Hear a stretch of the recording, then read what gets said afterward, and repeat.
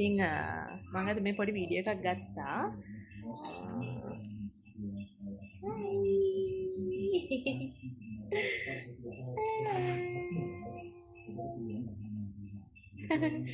මම පොඩි වීඩියෝ එකක් ගත්තා මේ අපේ ආයුගේ දැන් මෙයා දැන් උදේ 9යි වෙලාව.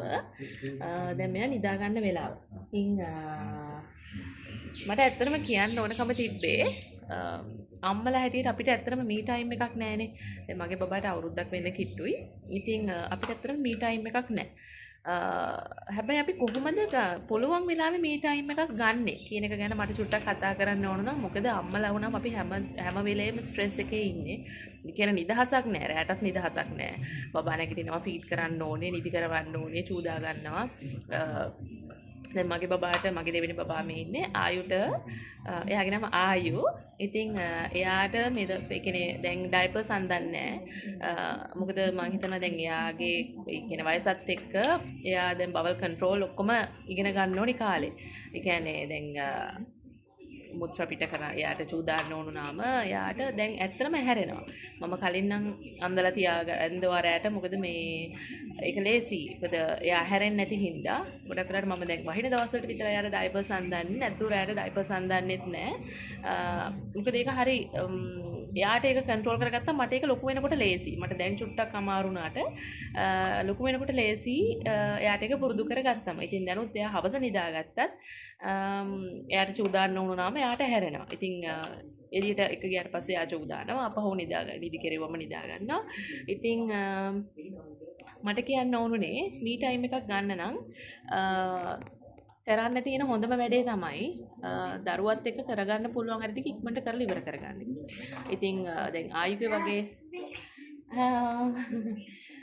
වගේ වයසේ ඉන්න චූටි බබෙක් නම් ඇත්තටම දැන් මම මෙයාව ගොඩක් වෙලාවට දැන් මෙයා මාත් එක්කමයි ඉන්නේ. දැන් මමයි මෙයා විතරයි ගෙදර ඉන්නේ. ඉතින් මෙයාත් එක්ක ඉන්න වෙලාවට මෙයා ළඟ හිටියොත් මෙයා ඔන්නකොම පාඩුවේ ඉන්නවා. හැබැයි මම කොහෙට හරි ගියොත් එහෙම මෙයාත් පස්සෙන් අඬාගෙන එනවා. ඉතින් ඒ නිසා මම කරන්නේ මට පුළුවන් වැඩ ටික මම ටක් ගාලා මෙයාත් එක්කම ඉවර කරගන්නවා. ඒ කියන්නේ මම රැට සාමාන්‍යයෙන් වොෂින් මැෂින් දානවා රෙදි. ඉතින් උදේට මෙයාත් එක්කම රෙදි ටික වනනවා වඩාගෙන. කුස්සිය පුළුවන් ටික කියන්නේ හැමදේම අස් කරගන්න බෑ මෙයාත් එක්ක. ඉතින් වලන් හොදන්න ඒව කරගන්න අමාරුයි මෙයාත් එක්ක. නමුත් කුස්සිය පුළුවන් තරමකට කුණු ටික අස් කරලා ඒව ටික කරගන්නවා. ඊට පස්සේ සාලේ කොහොමද අතුගා ගන්න? මොකද සාලේ අනිවාර්යයෙන්ම ඒ කියන්නේ දරුවා ඉන්න තැන අනිවාර්යයෙන්ම පිරිසිදු කරලා තියන්න ඕනේ. මොකද මෙයා දැන් මගේ ලොකු දුව වගේ නෙමෙයි. මම ඒකට වෙනම වීඩියෝ එකක් අරන් එන්නම්. මගේ ලොකු දුව මෙයාගේ මොකද මම දකින්න වෙනස කියලා. මෙයා දකින්න දේ කටේ දා ගන්නවා. ඉතින් ඒ නිසා හැමතිස්සෙම මෙයා බිම තියන්න කලින් අනිවාර්යයෙන්ම සාලේ නම් පිරිසිදු කරන්න ඕනේ. කවල ඉවරුනාට පස්සේ අනිවාර්යයෙන්ම අතුගා ගන්න ඕනේ. මොකද බීමට නොබත්තට කනවා. ඉතින් ওই නිසා ඒ නිසා මම ඔයාලට කියන්නේ චුට්ටක් අමාරුයි. නමුත් පුළුවන් ටික කියන අවුරුද්දකට අඩු බබෙක් බොහෝ වෙලාවට ඉන්නවා නම් ඔයා තනියෙන් නම් ඉන්නවා තනියෙන් වැඩ කරගන්න අම්මා කෙනෙක් නම් ගෙදර කවුරුවත් නැත්තම් පුළුවන් ටික මම කියනවා බබා නිදා ගන්න කලින් ඔයා කරගන්න. මොකද බබා නිදාගත්තම ඔක්කොම කරනකොට වෙන්නේ බබා නිදාගත්තම ඔයාගේ තියෙන වැඩ කොටස වැඩි. ඔයා දැන් මම ගත්තොත් ඉතින් උදාහරණයක් මට කුස්සියස් කරන්න තියෙනවා, කුණු එක විසි කරන්නත් තියෙනවා, රෙදි ටික වනන්නත් තියෙනවා. ඉතින් ওই වගේ ඔක්කොම එකතු වෙනකොට සමහර විට ඔයාට මී ටයිම් එකක් ගන්න වෙලාවක් නැහැ. මේ ඔයාගේ බබා නැගිටලා. ඉතින් ඒ නිසා මී ටයිම් එක ගන්න නම් ඔයාලා ඊට කලින් ඉඳලම ලෑස්ති වෙන්න ඕනේ. ඕන හරියට. මම බබෙක් ඉන්න බලන්න. චිටි බබා.